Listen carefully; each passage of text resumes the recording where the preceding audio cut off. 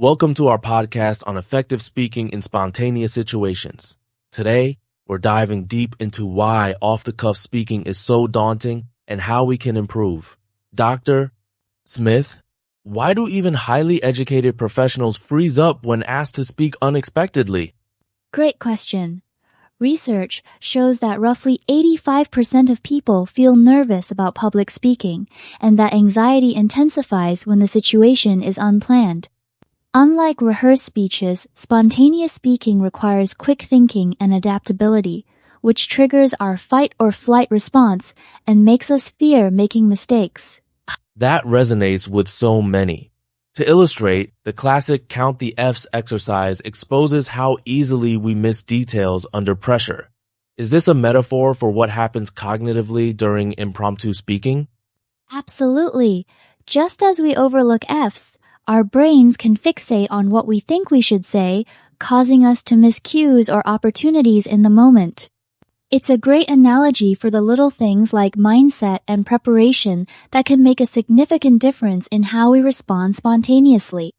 So, before we jump into techniques, let's establish why mastering spontaneous speaking is more crucial than ever, especially in professional contexts. Exactly. Most real-world communication is spontaneous think introductions, feedback, or Q&A sessions. A 2022 survey at Stanford's Business School found that the top communication concern among students was handling cold calls on the spot, highlighting its relevance in today's workplace. Now that we've set the stage, let's tackle the elephant in the room: anxiety. Dr. Smith, you mentioned that anxiety can actually be harnessed. Can you break down some actionable strategies for managing it? Certainly. First, greet your anxiety when it appears. Instead of spiraling, acknowledge it. I'm nervous because this matters. This simple mindfulness technique, supported by studies from Chapman University, can prevent anxiety from escalating. That's such a practical tip. What about reframing the situation? Many people see speaking as a performance rather than a conversation. How does this shift impact nerves? Viewing speaking as a dialogue, not a performance, is transformative. Performance implies a right and wrong way, increasing pressure. Instead, treat every speaking moment as a conversation, using inclusive language and questions to invite participation. This reduces distance and helps both speaker and audience feel at ease. And for grounding ourselves in the present, what techniques do you recommend? Becoming present-oriented is key. Simple actions like walking before speaking, reciting tongue twisters, or even doing light physical activity pull you into the moment. These tactics, borrowed from athletes and performers, help quiet future-focused worries and center your attention on the here and now. With anxiety management in place, what are the core steps to becoming an effective spontaneous speaker? I understand there's a 4-step process you recommend. Yes, the process begins with getting out of your own way. Perfectionism and overthinking can paralyze us. Engaging in activities like the shout the wrong name game where you deliberately abandon logic trains your brain to let go of the need to be right and embrace authenticity. Interesting. The second step involves reframing the situation as an opportunity, not a threat. How does the imaginary gift exchange activity reinforce this? That exercise encourages us to see spontaneity as fun and collaborative. When you give and receive imaginary gifts, you're forced to respond in the moment, fostering a yes and mindset from improvisation. This approach opens up possibilities, reduces defensiveness, and encourages positive interaction. Listening is the third step.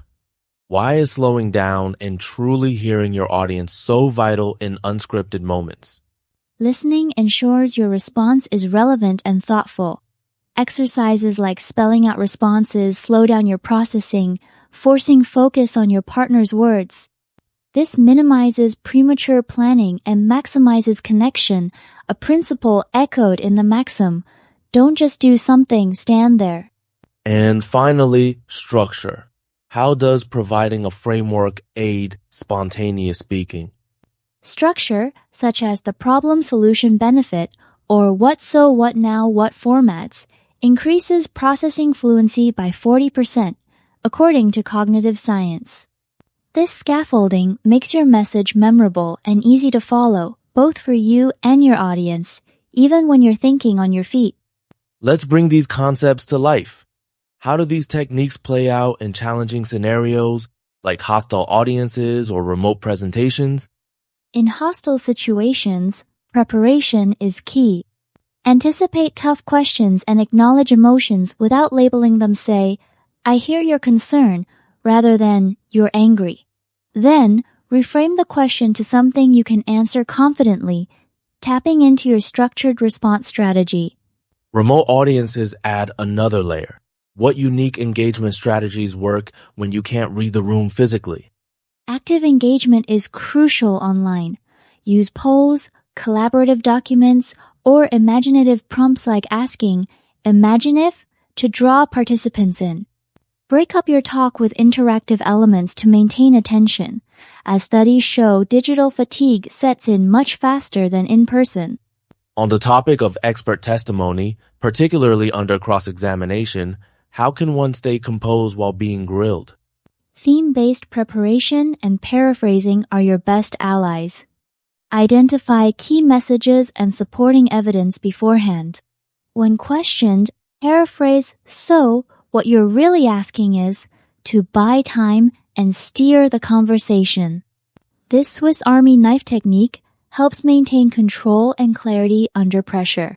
Finally, what about adapting these strategies for diverse cultures or using humor appropriately?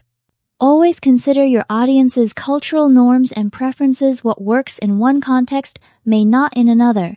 As for humor, self-deprecating jokes are safest and foster connection, but always test them beforehand. If in doubt, prioritize clarity and respect over comedy.